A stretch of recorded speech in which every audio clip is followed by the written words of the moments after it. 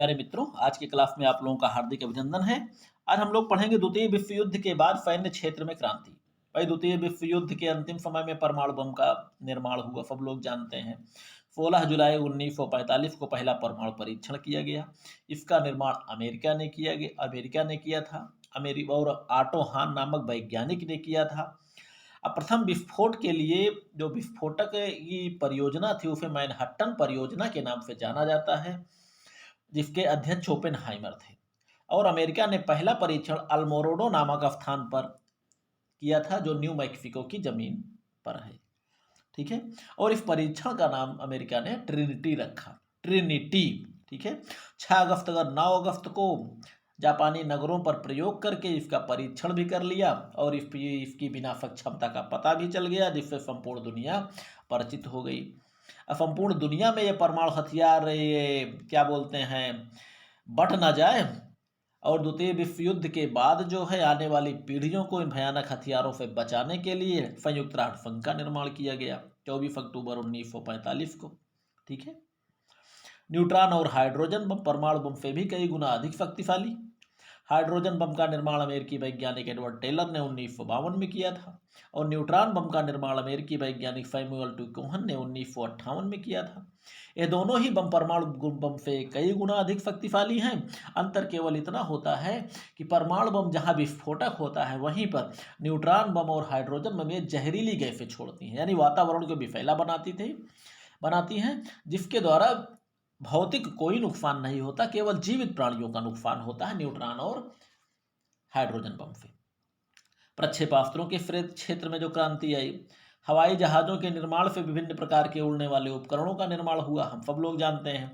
और उन्हीं उड़ने वाले उपकरणों में प्रक्षेपास्त्र भी एक ऐसा उपकरण होता है जो कि बमों को ले आने और ले जाने का कार्य करता है, यानी उसके ऊपर जिसे हम लोग कहते हैं वारहेड। भाई, प्रक्षेपास्त्र या मिसाइल वहां स्वयं अपने आप में विस्फोटक नहीं होती, ये सिर्फ एक प्रकार से एक वाहन का कार्य करता है जो बमों को ले जाकर गिराता है, बमों को ले जाकर गंतव्य यानी जहां पर गिराना होता है वहां पर पहुंचाता है। ठीक है।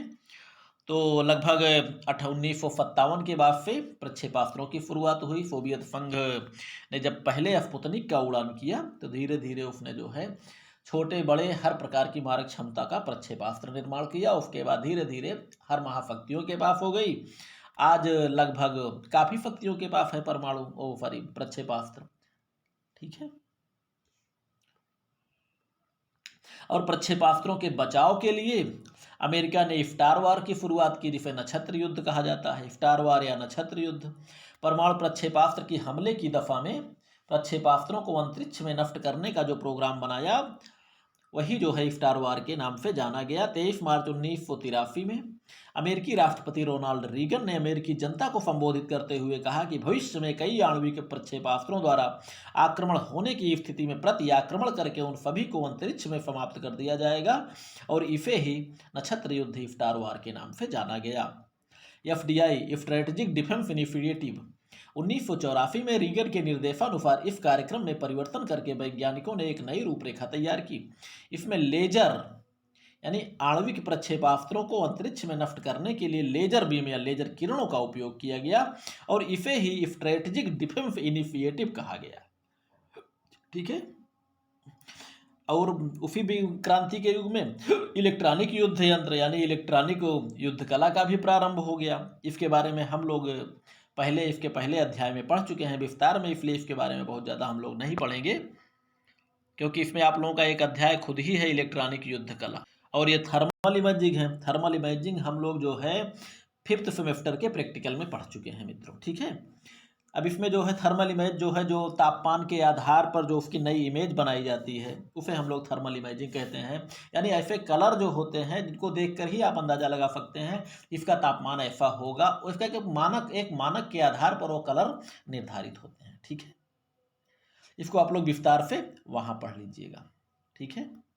अब सैनिक कार्यों में थर्मल इमेज का प्रयोग जो होता है वो भी आप लोग वहां पे पढ़ लीजिएगा। ठीक है। अब इसमें पढ़ाएंगे तो बहुत टाइम लगेगा। रेगन वही किरणों वाली गन इलेक्ट्रॉनिक युद्ध कला में आप लोग पढ़ सकते हैं, जो कि विज्ञान आधारित निर्देशित ऊर्जा हथियार होता है, जो आमतौर पर विनाशकारी प्रभाव के साथ ऊर्जा उत्सर्जित करता है और कई नामों से जाना जाता है। इफ़े रे गन यानी किरणों वाली गन, डेथ रे यानी मौत की किरणें, beam gun, laughter, laser gun, laser pistol, phaser, zap gun आदि किरणें जो होती हैं बहुत घातक होती हैं। सीधे जो है मानव लक्ष्य से टकराती हैं तो विनाशकारी होती हैं। आगे क्रांति के क्षेत्र में फाइबर हथियारों का निर्माण हुआ। फाइबर हथियार सब लोग परिचित हैं। कंप्यूटर और इंटरनेट के द्वारा जो लड़ाई लड़ी जाती है उसे हम लोग फाइबर हथियार कहते हैं। उस हथियार को हम लोग फाइबर हथियार कहते हैं। ठीक है, और आप समझ ही सकते हैं कि विश्व को विकास के मार्ग पर अग्रसर करने वाला कंप्यूटर और इंटरनेट आज फाइबर हथियार बना हुआ है। इसलिए बना हुआ है कि हम लोग कंप्यूटर के आदी होते गए हैं। कोई भी राष्ट्र ऐसा नहीं होगा जहाँ पर कोई भी कार्य कंप्यूटर से नहीं होता होगा। ठीक है, इसीलिए ये फाइबर हथियार के नाम से जाना जाता है। एक प्रकार से ये व्यक्ति के भौतिक आक्रमण नहीं होता, लेकिन जो है एक राष्ट्र की संपूर्ण व्यवस्था को तबाह करने के लिए पर्याप्त होता है। ठीक है, आज हम लोग पढ़ेंगे आरएमए का आधुनिक सिद्धांत, यानी सैन्य क्षेत्र में क्रांति यानी रिवॉल्यूशनरी इन मिलिट्री अफेयर्स का आधुनिक सिद्धांत। ठीक है, आरएमए के सिद्धांत को सामान्यतः अमेरिका की सशस्त्र सेनाओं की पुनर्गठन योजनाओं और एकीकरण सिस्टम से जोड़ा जाता है, जबकि यह भी माना जाता है कि आरएमए का मूल सिद्धांत 1970-80 के दशक में सोवियत सशस्त्र बलों द्वारा जोड़कर देखा जाता है। वैसे मित्रों इसकी कोई ज़रूरत भी नहीं है आप लोगों को फिलहाल। ठीक है, लेकिन देख लेते हैं, पढ़ लीजिए थोड़ा सा। सोवियत विशेषज्ञ निकोलाई आरगारको द्वारा आरएमए के प्रारंभिक विचार को सैन्य तकनीकी क्रांति, जिसे कहते हैं एमटीआर,